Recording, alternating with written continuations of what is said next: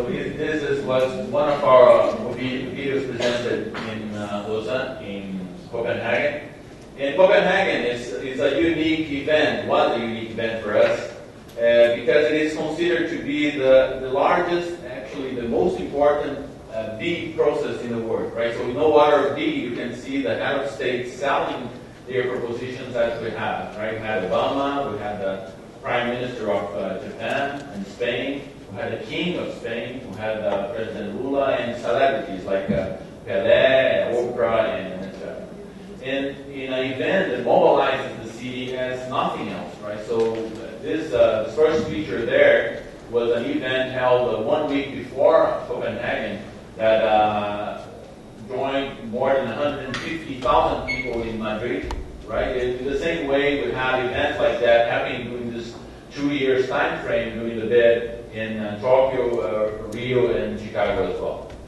And we cracked a big party in Chicago.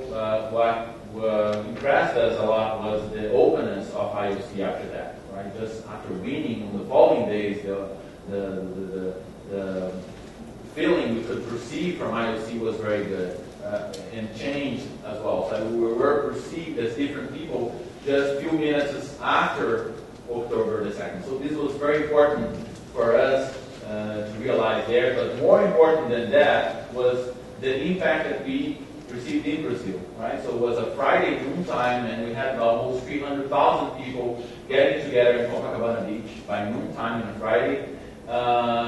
And a huge repercussion in the media as well, right? So the local media in the following days were portraying that with, gave them a big space on the media, but around the world this was notorious as well. The IOC recognized that never in the Olympic history we had a bidding city opening so much space in the international media as Rio has done on October 3rd. Right? We had more than 250 major newspapers around the world portraying Rio and this event, which for IOC is in turn very important as well.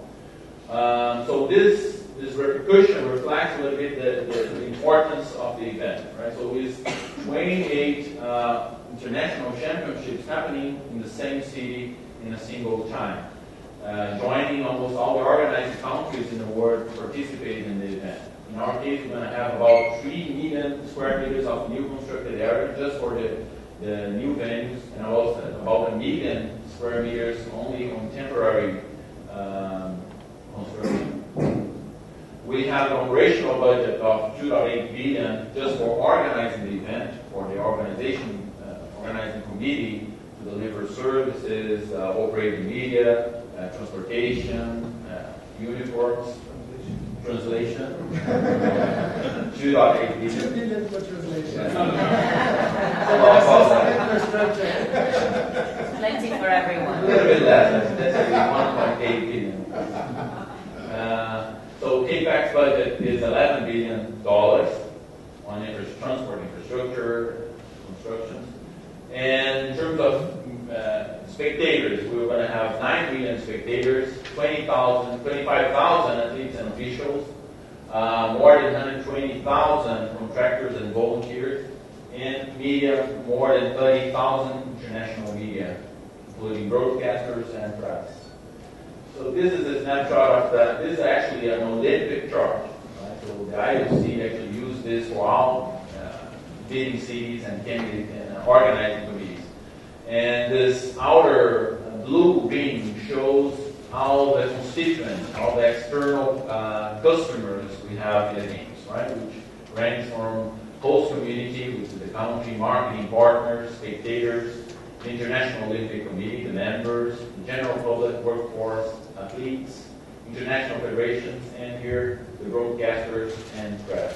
So here we can see pretty much how IOC perceives the overall event in terms of constituents.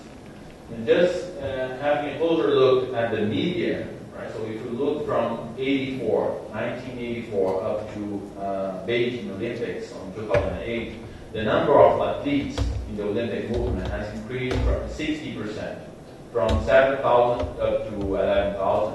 And in the same period, the number of media increased 165%. Right? Media is actually one of the major clients for translation. And right holders, right, just looking from the revenue generation perspective, which is also media and broadcasting institutions, this number in the same period has increased 507%. This shows clearly what is the driving force of the Olympic movement today, right? What drives the Olympic movement forward for the last 40 years also, I think you will agree with me, is media. It's the visibility that is called into the event, right? Sports in general, right? Just having the specific period of Olympics. In Beijing Olympics, we'll have about more than 8 billion spectators, right? Looking at this overall, the spectators overall. But if we have a look, just watching what's the cumulative audience, right? And considering that we're going to have the 2014 World Cup held in Rio as well, in Brazil, we're going to have between the 2014 and 2016 about 62 billion spectators in the cumulative audience, right? Which is the audience that switch on and off the TV, right? So you come into your place, you switch on and switch off the regular consumers. So we're going to be people, we're going to have 62 billion consumers consuming Rio de Janeiro in Brazil for this in a span of 2 years, which is like a record-breaking number in terms of Olympic or major events held in the city as well. So no, not even in U.S., right, in Atlanta, where we had the 96 in Atlanta, 94 World Cup, and here we have numbers like those. So behind that comes a very big responsibility to us, right? So we need to correspond to this expectation. So we have put together a very strong and solid technical proposition that includes 538 million investment in an Olympic Training Center, the MPC and IBC, which is the Media Press Center and the International Broadcast Center, where the media resides. We're going to have $237 million invested there. The Olympic Village, in transport, in the operation centers. So hundreds of millions just in ceremonies, culture, and promotion. We have $532 million allocated on that just to deliver those events. And in the back office as well, to operate the village, to operate the sports, for the transport, we have 1.8 billion allocated on that. The rest is translation for so what was the pathway to the Olympics, right? So the Olympic bid is divided in 2 phases. The first phase, we call it applicant phase, went from 2007 up to June 2008. And in the second phase, where only the short-listed city-states, we were held between June 2008 up to October the 2nd. In the second phase, we have 4 major deliverables, right? Which is to deliver the candidate profile, which is the most important document for our bid, which is the technical proposition. The evaluation commission visit, which is the only visit the IOC does to a candidate city, right? It's a very single opportunity for them to watch the venue themselves.